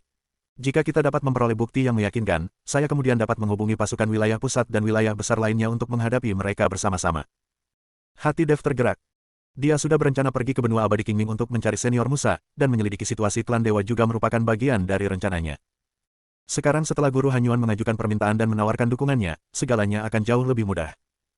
Baiklah, Dev setuju. Lagi pula, aku memang berencana pergi ke benua abadi Qingming. Pertama, untuk mencari teman lama. Kedua, untuk menyelidiki hakikat sebenarnya dari klan dewa dan mencari cara untuk membebaskan seniorku yang dipenjara. Sangat bagus. Guru Hanyuan sangat gembira. Saudara Taois Chen, silakan bertanya jika Anda membutuhkan bantuan. Saya juga memiliki beberapa titik kontak rahasia di benua abadi Qingming yang dapat memberikan bantuan kepada Anda. Keduanya membahas beberapa detail lebih lanjut, dan Guru Hanyuan memberi Dev peta singkat benua abadi Qingming, informasi kontak, dan sejumlah besar kristal Yuan sebagai biaya perjalanan. Hari sudah larut ketika kami meninggalkan rumah besar penguasa kota. Tuan Dev, apakah kita benar-benar akan pergi ke benua abadi Qingming? Ming Li bertanya dengan agak khawatir, tempat itu sekarang menjadi sarang naga dan harimau yang dikendalikan oleh para dewa. Aku harus pergi. Dev menatap ke arah timur dengan tatapan penuh tekad, kita tidak hanya perlu menemukan senior Musa, tetapi kita juga perlu melihat seberapa sombongnya ras dewa ini sebenarnya. Lagi pula, dengan kehadiranmu di sini, apa yang kutakutkan? Kau bisa langsung mereinkarnasi para kultivator dewa itu. Mendengar itu, Ming Li langsung merasa malu. Tuan Dev, tolong jangan bercanda. Saya baru berada di tingkat kelima alam abadi atas. Jika bukan karena gerbang reinkarnasi, saya rasa saya tidak akan sebanding dengan Anda. Mendengar itu, Dev terdiam. Ternyata orang ini hanya pamer dengan menggunakan gerbang reinkarnasi, bahkan menyebut dirinya penguasa reinkarnasi. Dia benar-benar berani menyebut dirinya seperti itu. Namun, bahkan seorang immortal tingkat 5 pun merupakan eksistensi tingkat atas di surga ke-12. Bab 5988, dua orang dipenggal kepalanya. Terima kasih banyak telah menyelamatkan hidupku, sesama penganut Taoisme. Pada saat itu, seorang lelaki tua tiba bersama sekelompok besar kultivator, dan berlutut di hadapan Dev setelah bertemu dengannya. Mereka adalah orang-orang yang seharusnya dipenggal kepalanya, tetapi berkat Dev, mereka diselamatkan. Saudara-saudara Taois, jangan terlalu sopan. Kalian telah diperlakukan tidak adil. Setelah saya pergi ke benua abadi Qingming untuk menyelidiki, saya akan memberikan keadilan kepada kalian. Dev membantu semua orang berdiri dan berkata, Saudara Taois, saya tahu Anda adalah orang yang sangat baik, tetapi Anda tetap tidak boleh pergi ke benua abadi Qingming, Anda akan kehilangan nyawa Anda. Sekarang semua orang di sekte-sekte benua abadi Qingming hidup dalam ketakutan. Belum lama ini, dua kultivator dipenggal di depan umum karena menerobos penghalang dan pergi ke surga ke-12 tanpa izin. Orang tua itu memberi nasihat kepada Dev. Penggalan kepala, dua kultivator akan pergi ke surga ke-12. Hati Dev mencekam. Bolehkah saya bertanya, Tuan, apakah kedua petani itu seorang pria dan seorang wanita? Dev bertanya dengan gugup. Bagaimana kamu tahu? Pria tua itu agak terkejut. Tubuh Dev sedikit bergetar tanpa disadari. Ia teringat Musa dan istrinya. Mereka berdua telah pergi ke surga ke-12 demi dirinya, tetapi mereka tidak tinggal lama sebelum kembali. Mungkinkah itu mereka berdua? Apakah mereka berdua berada di benua abadi Qingming? Tuan Dev, apakah Anda mengenal kedua kultivator itu? Ming Li, yang berdiri di samping, sepertinya menyadari bahwa suasana hati Dev sedang tidak baik, jadi dia bertanya. Aku tidak tahu apakah itu seseorang yang kukenal. Dev menggelengkan kepalanya, lalu menatap lelaki tua itu dan bertanya, Pak Tua, apakah Anda tahu di mana di benua abadi Azure Nether kedua orang itu dipenggal kepalanya? Tentu saja, itu berada di kota abadi Giok di benua abadi biru Nether di wilayah timur. Disitulah istana abadi Giok berada. Disitulah kita melarikan diri. Kata lelaki tua itu. Pak Tua, apakah Anda tahu siapa yang memenggal kepala kedua kultivator itu? Dev bertanya dengan cemas. Pria tua itu menggelengkan kepalanya, saya tidak tahu tentang itu. Saya hanya pernah mendengarnya, saya belum pernah melihatnya dengan mata kepala sendiri. Terima kasih banyak. Dev menangkupkan tangannya sebagai tanda terima kasih kepada lelaki tua itu, lalu menatap Ming Li dan berkata, Ming Li, ayo kita segera pergi ke kota Dewa Giok di benua abadi Qingming. Begitu Dev selesai berbicara, dia berubah menjadi seberkas cahaya dan menghilang. Melihat itu, Ming Li segera mengikuti. Saat ini, Dev sangat cemas, dan pada saat yang sama, dia berharap kedua kultivator itu bukanlah Musa dan istrinya. Jika tidak, dia akan menghancurkan seluruh benua abadi Azure Nether hingga rata dengan tanah dan memusnahkan semua dewa. Dev dan Ming Li melakukan perjalanan dengan kecepatan penuh, melintasi zona penyangga yang luas antara dataran es dunia bawah utara dan benua abadi dunia bawah biru. Akhirnya, 7 hari kemudian, mereka tiba di kota abadi Giok di perbatasan barat benua abadi dunia bawah biru. Kota abadi Giok dan kota jurang dingin memiliki gaya yang sangat berbeda. Alih-alih es dan salju, terdapat pemandangan indah dengan cuaca seperti musim semi sepanjang tahun. Tembok kota terbuat dari giok putih murni, menjulang tinggi hingga ke awan, dengan cahaya spiritual biru pucat mengalir di permukaannya. Kota ini dipenuhi energi spiritual, dengan bangunan-bangunan megah berdiri berdampingan, dan bangau serta burung-burung mitos lainnya terbang di antara mereka, menciptakan suasana keindahan yang luar biasa. Namun, begitu memasuki kota, Dev merasakan dengan jelas bahwa di balik fasad yang damai ini, terdapat rasa penindasan dan ketegangan yang memuncak. Dev bertanya dengan cemas. Pria tua itu menggelengkan kepalanya, saya tidak tahu tentang itu. Saya hanya pernah mendengarnya, saya belum pernah melihatnya dengan mata kepala sendiri. Terima kasih banyak. Dev menangkupkan tangannya sebagai tanda terima kasih kepada lelaki tua itu, lalu menatap Ming Li dan berkata, Ming Li, ayo kita segera pergi ke kota Dewa Giok di benua abadi Qingming. Begitu Dev selesai berbicara, dia berubah menjadi seberkas cahaya dan menghilang. Melihat itu, Ming Li segera mengikuti. Saat ini, Dev sangat cemas, dan pada saat yang sama, dia berharap kedua kultivator itu bukanlah Musa dan istrinya. Jika tidak, dia akan menghancurkan seluruh benua abadi Azure Nether hingga rata dengan tanah dan memusnahkan semua dewa. Dev dan Ming Li melakukan perjalanan dengan kecepatan penuh, melintasi zona penyangga yang luas antara dataran es dunia bawah utara dan benua abadi dunia bawah biru. Akhirnya, 7 hari kemudian, mereka tiba di kota abadi Giok di perbatasan barat benua abadi dunia bawah biru. Kota abadi Giok dan kota jurang dingin memiliki gaya yang sangat berbeda. Alih-alih es dan salju, terdapat pemandangan indah dengan cuaca seperti musim semi sepanjang tahun. Tembok kota terbuat dari giok putih murni, menjulang tinggi hingga ke awan, dengan cahaya spiritual biru pucat mengalir di permukaannya. Kota ini dipenuhi energi spiritual, dengan bangunan-bangunan megah berdiri berdampingan, dan bangau serta burung-burung mitos lainnya terbang di antara mereka, menciptakan suasana keindahan yang luar biasa. Namun, begitu memasuki kota, Dev merasakan dengan jelas bahwa di balik fasad yang damai ini, terdapat rasa penindasan dan ketegangan yang memuncak. Kilatan cahaya muncul di mata Ming Li. Menjual informasi, transaksi pasar gelap, perjudian bawah tanah. Selama Anda punya uang atau cukup kekuasaan, Anda selalu bisa menemukan sesuatu di tempat-tempat ini. Setahu saya, ada pavilion Ziwen di gang-gang gelap distrik barat kota Yuxian yang khusus menjual dan membeli informasi. Silakan duluan, kata Dev tanpa ragu. Keduanya berjalan-jalan menyusuri jalan-jalan dan gang-gang, menghindari jalan-jalan utama yang ramai, dan tiba di daerah yang relatif terpencil di bagian barat kota, di mana bangunan-bangunannya rendah dan berantakan. Jalan-jalan di sini sempit dan lembab, dan udaranya dipenuhi bau aneh jamur bercampur dengan obat murahan dan darah. Para pejalan kaki berpakaian sederhana, beberapa bahkan mengenakan pakaian compang camping, dan mata mereka sebagian besar tampak serakah, waspada, atau garang, yang tidak sesuai dengan suasana surgawi di area perkotaan utama. Di ujung gang terdalam, terdapat sebuah toko kecil yang tidak mencolok dengan plakat kayu bercorak yang tergantung di atas pintu, di mana 3 karakter Pavilion Ziwen tertulis dengan cat merah tua yang buram. Tidak ada penjaga di pintu masuk, tetapi Dev dapat merasakan bahwa beberapa langkah dan penghalang keamanan tersembunyi telah dipasang di sekitar toko tersebut. Saat pintu dibuka, ruangan itu remang-remang, hanya ada satu lampu minyak kuning yang berkedip-kedip di atas meja. Di belakang meja kasir duduk seorang pria tua dengan punggung bungkuk dan wajah penuh bekas luka, menyipitkan mata sambil menyeka belati hitam di tangannya dengan kain kotor. Aura lelaki tua itu samar, tetapi Dev dapat merasakan bahwa kultivasinya setidaknya berada di peringkat ketiga alam abadi atas. Membeli informasi, atau menjual informasi. Orang tua itu bahkan tidak mengangkat kepalanya, suaranya serak seperti gong yang rusak. Bab 5989, Lereng Jiwa yang Jatuh. Membeli informasi. Dev melangkah maju. Mengenai pemenggalan kepala 2 kultivator, seorang pria dan seorang wanita, di kota Dewa Giok baru-baru ini, saya perlu mengetahui detailnya, siapa algojonya, dan di mana jasad mereka berada. Pria tua itu berhenti sejenak sambil menyeka belatinya, lalu mengangkat kelopak matanya yang berkabut mengamati Dev dan Ming Li, terutama menatap Dev sejenak, tampak agak terkejut dengan kultivasi dewa surgawi yang dimilikinya. Berita ini sangat mahal, kata lelaki tua itu perlahan. Berapa harganya? Tanya Dev. Pria tua itu mengangkat 3 jari, 30.000 kristal spiritual bermutu tinggi. 30.000. Ming Li tersentak. Bahkan di surga ke-13, kristal yuan tingkat tinggi merupakan bentuk mata uang yang berharga. 30.000 kristal yuan tingkat tinggi cukup untuk membeli senjata sihir tingkat tinggi yang layak, atau untuk mendukung kultivasi mewah seorang kultivator biasa selama beberapa dekade. Ini keterlaluan. Dev mengerutkan kening. Kristal yuan yang dimilikinya disponsori oleh orang sejati Han Yuan, dan dikombinasikan dengan batu spiritual dan batu abadi yang dibawanya dari surga ke-12, ia hanya memiliki sedikit lebih dari 5.000 kristal yuan tingkat tinggi secara total, yang jauh dari cukup. Bisakah kita menggunakan harta karun lain sebagai jaminan? Tanya Dev.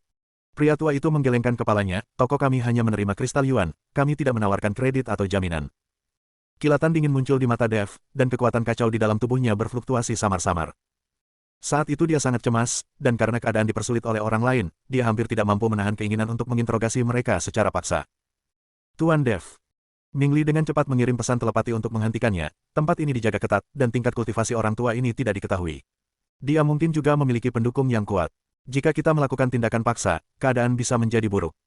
Dan kita bahkan mungkin akan memperingatkan istana Dewa Giok atau ras dewa. Dev menarik napas dalam-dalam dan memaksa dirinya untuk tenang. Ming Li benar, ini adalah wilayah yang dikuasai para dewa, jadi kita harus berhati-hati. Tepat saat itu, tirai di dalam toko tiba-tiba terangkat, dan seorang kultivator muda dengan wajah memar dan bengkak serta pakaian compang camping ditendang keluar, terhuyung-huyung dan jatuh ke tanah. Keluar, Kalau kau berani mencoba menipuku dengan berita palsu lagi, lain kali kakimu akan kupatahkan. Sebuah makian kasar terdengar dari balik tirai. Biksu muda itu, dengan wajah sedih, bergegas keluar dari toko. Hati Dev bergejolak, dan dia berkata kepada lelaki tua itu, kita akan membahas berita itu nanti. Setelah mengatakan itu, dia menarik Mingli dan berbalik untuk pergi. Keduanya dengan cepat menyusul kultivator muda yang telah pingsan dan menghentikannya di sudut gang. Kultivator muda itu terkejut dan memandang Dev dan Mingli dengan waspada. Apa yang kalian inginkan? Aku tidak punya uang. Saudaraku Tao, jangan khawatir. Dev mencoba melunakkan nada bicaranya dan mengeluarkan sebuah tas kecil berisi kristal yuan, yang berisi sekitar beberapa lusin kristal yuan kelas menengah. Kami hanya ingin menanyakan sesuatu kepada Anda, dan ini adalah hadiah kami. Saat melihat kristal yuan, mata kultivator muda itu berbinar, tetapi dia segera melihat sekeliling dengan waspada dan merendahkan suaranya, ini bukan tempat untuk berbicara. Ikutlah denganku.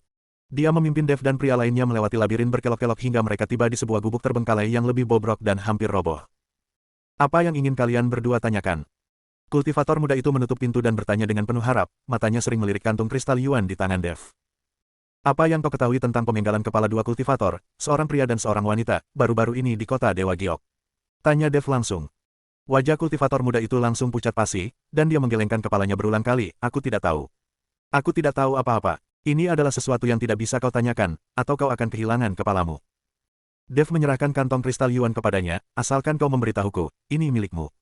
Dan kami jamin kami tidak akan pernah mengungkapkan bahwa kau yang memberitahu kami. Kultivator muda itu menatap Yuan Jing, matanya dipenuhi dengan pergumulan yang lebih besar.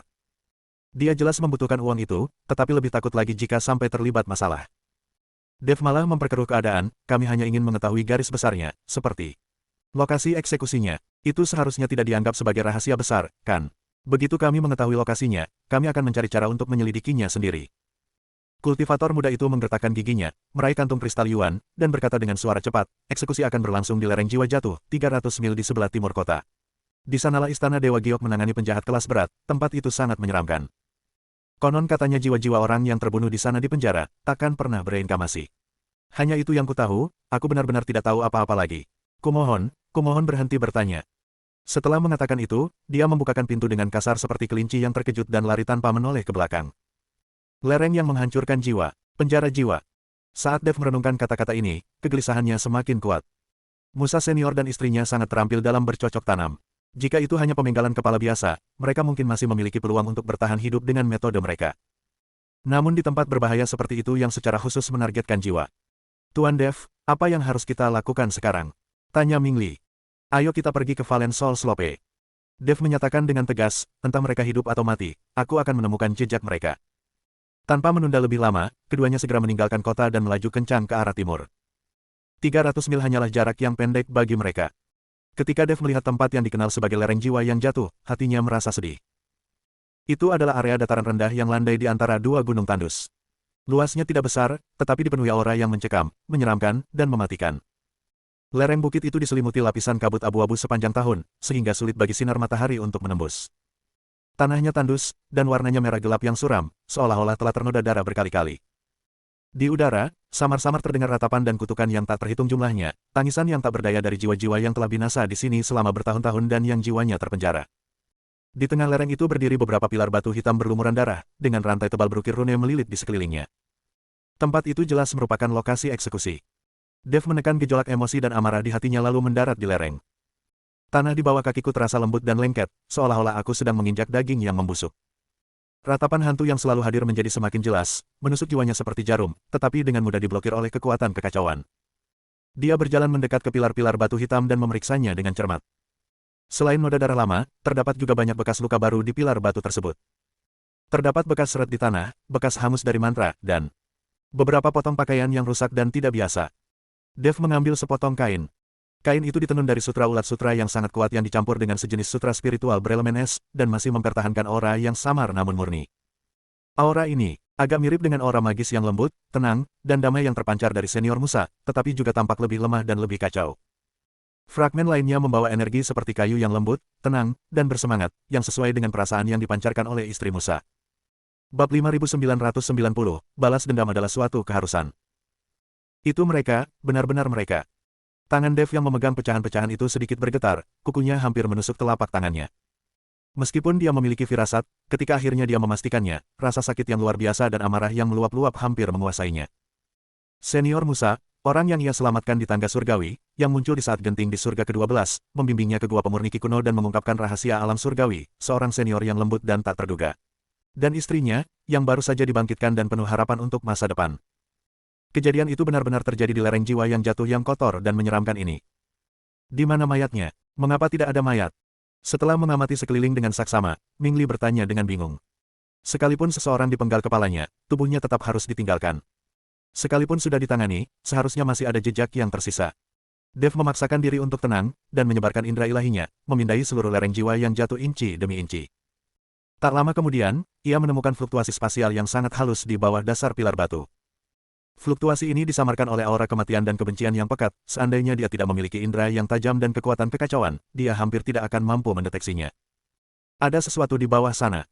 Dev berkata dengan suara berat, sambil mengacungkan jarinya seperti pedang, mengumpulkan kekuatan yang kacau, dan dengan lembut menebas ke arah dasar.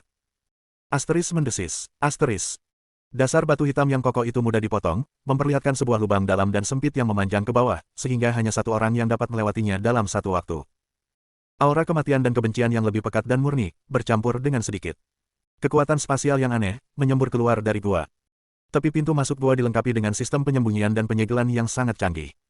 Jika Dev tidak mendobraknya dengan kekuatan kekacauan, para kultivator biasa tidak akan pernah bisa menemukannya. Apakah ini lorong yang menuju ke bawah tanah? Atau pintu masuk ke semacam ruang? Tanya Ming Li, dipenuhi keraguan dan kejutan. Dev tidak menjawab. Dia menarik napas dalam-dalam dan melompat masuk ke dalam gua terlebih dahulu. Ming Li mengikuti dari dekat di belakang. Gua tersebut tidak mengarah vertikal ke bawah, melainkan berupa lorong sempit dan miring dengan dinding yang halus, seolah-olah telah terkikis oleh suatu kekuatan selama periode waktu yang lama. Semakin dalam Anda menyelami, semakin berat aura kematian dan kebencian yang terasa, dan semakin jelas fluktuasi spasial yang aneh itu. Setelah turun sekitar 100 kaki, pemandangan tiba-tiba terbuka, memperlihatkan ruang bawah tanah yang sangat luas. Di tengah ruangan terdapat genangan darah berbentuk lingkaran, dengan diameter sekitar 10 kaki. Cairan dalam genangan darah itu kental seperti pasta, berwarna merah gelap, terus-menerus bergelembung, dan mengeluarkan bau busuk yang menjijikkan serta kebencian yang luar biasa. Di atas genangan darah, tak terhitung banyaknya bintik-bintik cahaya abu putih yang samar dan terdistorsi melayang, yang merupakan pecahan jiwa-jiwa ilahi yang dipenjara di sini, tak mampu terlahir kembali. Mereka berjuang dan meratap dalam diam, memancarkan rasa sakit dan keputusasaan yang tak berujung. Di atas genangan darah, di kubah ruangan itu, terdapat kristal berbentuk belah ketupat berwarna abu putih yang terus berputar seukuran kepalan tangan. Kristal itu memancarkan aura yang kaya akan hukum reinkarnasi, yang berasal dari sumber yang sama dengan gerbang reinkarnasi yang sebelumnya dikendalikan oleh Ming Li, tetapi lebih murni dan lebih kuat. Kristal inilah, dikombinasikan dengan medan unik dari Blood Pool dan Valen Soul Slope, yang membentuk susunan pemurnian jiwa, yang menakutkan, yang terus-menerus mengekstrak, memurnikan, dan memenjarakan jiwa-jiwa mereka yang mati di sini. Tatapan Dev tertuju pada tepi genangan darah itu. Di sana, tergeletak sisa-sisa pakaian dan barang-barang yang berserakan. Sebuah pedang panjang kuno yang patah. Itu adalah sesuatu yang selalu dibawa oleh senior Musa. Jepit rambut giok yang hangat dan berkilau, yang masih menyimpan jejak aura roh kayu yang lembut, adalah milik istri Musa. Ada juga beberapa barang dan pakaian lain, semuanya memiliki aroma khas Musa dan suaminya. Namun, tidak ditemukan jenazah. Mayat itu dilemparkan ke dalam kolam darah untuk dimurnikan. Suara Ming Li terdengar datar. Dev tidak menjawab. Ia berjalan selangkah demi selangkah menuju tepi genangan darah. Dengan setiap langkahnya, niat membunuhnya semakin kuat, dan aura kacau di sekitarnya melonjak tak terkendali, memusnahkan semua energi kematian dan kebencian yang mendekat. Dia membungkuk dan mengambil potongan pedang panjang yang patah itu. Pada pedang yang patah itu, jejak samar terakhir dari kehendak ilahi Musa tersisa, menyampaikan ekspresi singkat, marah, kesal, dan khawatir untuk istrinya di saat-saat terakhirnya, sebelum tiba-tiba berakhir. Ah! Dev mendongak ke langit dan mengeluarkan raungan yang ditahan sekeras-kerasnya, seperti binatang buas yang terluka. Kemarahan yang tak terbatas, kesedihan, rasa menyalahkan diri sendiri, dan niat membunuh meletus di dadanya seperti gunung berapi. Matanya langsung berubah merah darah, dan aura kacau di sekitarnya melonjak dengan hebat. Udara berkabut menyapu seluruh ruang bawah tanah, menyebabkan genangan darah bergolak hebat. Ras ilahi, istana abadi giok, luar biasa, sangat bagus. Suara Dev sedingin es di neraka terdalam, dan setiap kata seolah mengandung kebencian yang mendalam dan sumpah darah. Senior Musa, aku, Dev, bersumpah tidak akan tenang sampai aku membalas penghinaan ini. Aku ingin kota abadi giok ini hancur total, tak menyisakan seekor ayam atau anjing pun yang hidup. Aku ingin benua abadi biru neter ini hancur total, dan semua antek ras dewa terkubur bersamamu. Niat membunuh yang dahsyat melonjak ke langit, bahkan menembus tanah dan membentuk pusaran abu-abu berisi niat membunuh di atas lereng jiwa yang jatuh. Ming Li menyaksikan dengan ngeri. Dia belum pernah melihat Dev begitu kehilangan kendali, begitu marah. Niat membunuh yang mengerikan itu bahkan membuat dirinya, seorang dewa tingkat atas tingkat 5, merasa merinding. Dia tahu bahwa Dev benar-benar marah kali ini. Benua abadi Azure Netherworld kemungkinan akan dilanda pertumpahan darah yang belum pernah terjadi sebelumnya. Dan semua ini baru permulaan. Dev perlahan menegakkan tubuhnya dan dengan hati-hati menyimpan barang-barang Musa dan suaminya. Warna merah padam di matanya perlahan memudar, tetapi rasa dingin dan niat membunuhnya justru semakin dalam dan menjadi lebih menakutkan. Ming Li, suaranya tenang, namun mengandung perintah yang tak terbantahkan. Ya, jawab Ming Li dengan cepat. Memeriksa. Dev berkata perlahan dan hati-hati, gunakan semua cara yang kau miliki untuk mencari tahu siapa dari Istana Dewa Giok yang melakukan eksekusi hari itu, dan siapa yang memberi perintah. Apa hubungan mereka dengan para dewa? Temukan semua yang terlibat, tanpa melewatkan satu pun. Baik, Ming Li dengan sungguh-sungguh menerima perintah itu. Dia tahu bahwa Dev saat ini seperti gunung berapi yang akan meletus. Hal berbahaya ini harus dihilangkan. Dev menatap lorong rahasia di hadapannya, matanya dipenuhi niat membunuh. Pak Chen, sebaiknya kita tidak menyentuh tempat ini, kalau tidak akan segera diketahui. Untuk mengetahui identitas orang yang dipenggal dan yang memberi perintah, kita perlu bersatu dengan kekuatan lain. Ming Li mencoba membujuk Dev. Dev perlahan-lahan kembali tenang, menyadari bahwa amarahnya tidak ada gunanya. Kekuatan apa yang sedang kau hubungi? Tanya Dev. Sekarang benua abadi Qingming telah menjadi seperti ini, semua orang dalam bahaya, dan jika kita menemukan organisasi perlawanan dan bersatu dengan mereka untuk membantu kita mengumpulkan informasi, bukankah itu akan 2 kali lebih efektif? Kata Ming Li. Benar, kalau begitu mari kita cari anak yang menjual informasi itu. Dev tahu bahwa untuk menghubungi kekuatan semacam ini, mereka membutuhkan perantara, jika tidak, mereka tidak akan memiliki kesempatan untuk bertemu dengan pihak lain. Dan anak yang berani menjual informasi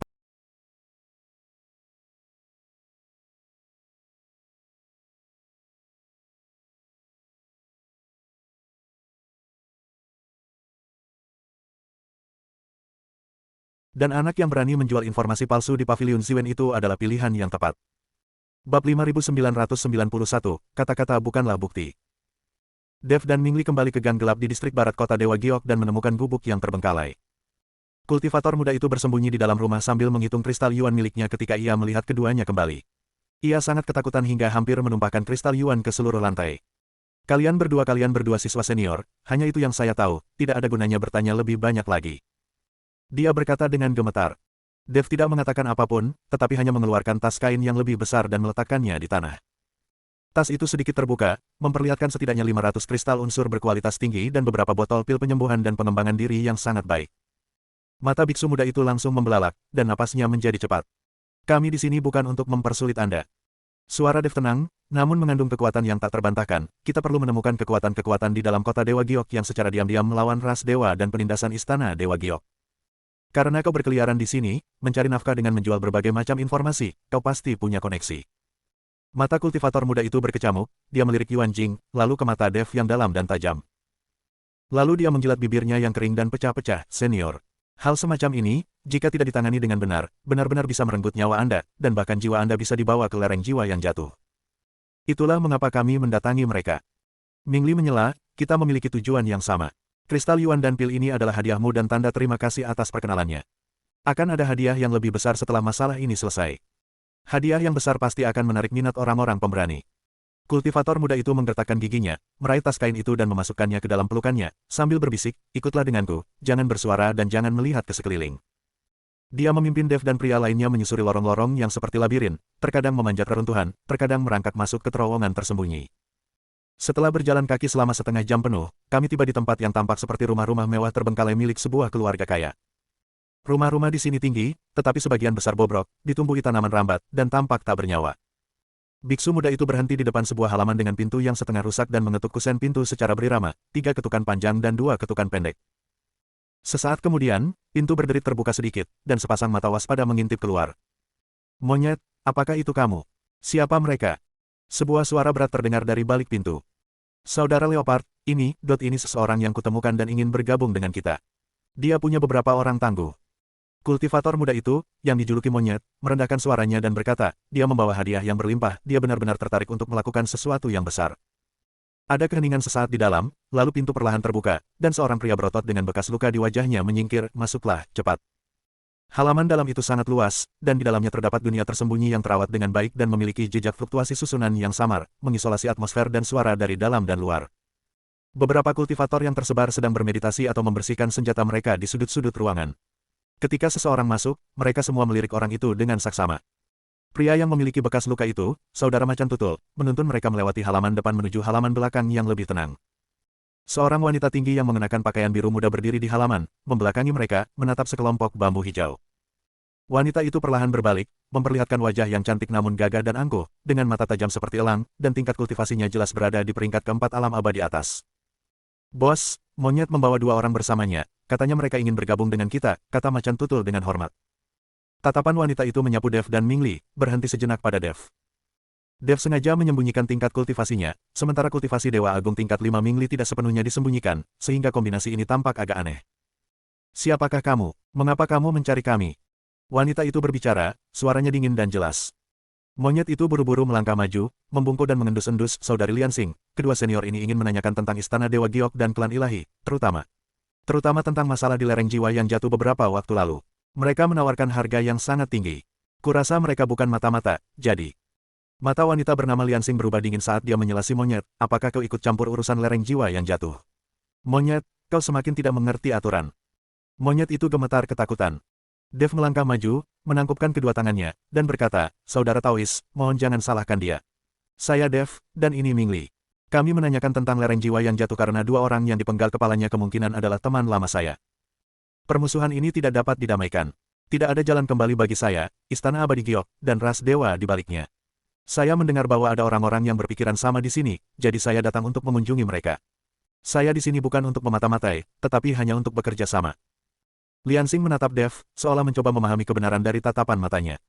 Tatapan Dev tenang, dan meskipun dia berusaha sekuat tenaga untuk menekan kesedihan mendalam dan niat membunuh yang dingin, sedikit jejaknya masih lolos, membuat Liansing, yang telah mengalami pertempuran hidup dan mati, merasa sedikit merinding.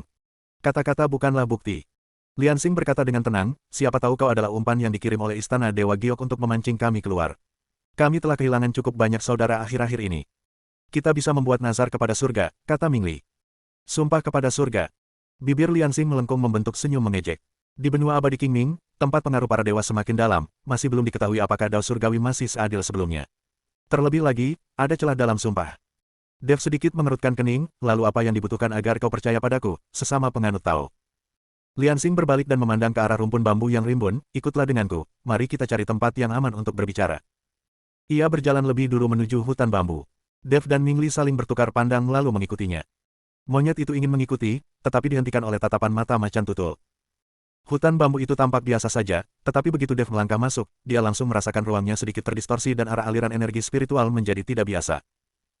Setelah berjalan sekitar 10 langkah, sosok Liansing di depan mereka tiba-tiba menjadi buram dan menghilang begitu saja. Pada saat yang sama, bambu-bambu hijau di sekitarnya bergerak tanpa angin, dedaunan mereka berdesir, dan seketika menjadi begitu lebat sehingga menutupi langit, seolah-olah telah berubah menjadi sangkar hijau raksasa. Sebuah kekuatan pengikat yang dahsyat muncul dari segala arah, dan garis-garis pola susunan berwarna cian muncul dari tanah, seperti tanaman merambat yang hidup, melilit kaki Dev dan Mingli. Bersambung.